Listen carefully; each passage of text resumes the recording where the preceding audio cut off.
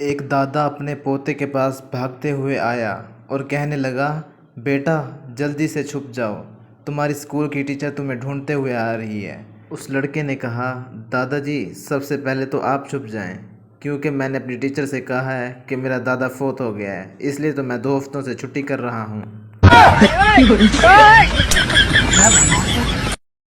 China में कोई भी आदमी दूसरी शादी नहीं करता, क्योंकि वो जानता है कि अगर दूसरी शादी कर भी ली, दूसरी भी इसी शक्ल की आएगी, तो फिर यही ठीक है।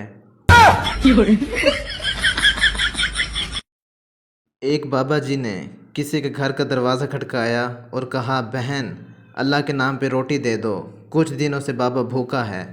कुछ देर बाद अंदर से आवाज़ आई कि आपकी बहन मायके गई हुई है और आपका जीजू भी भूखा है।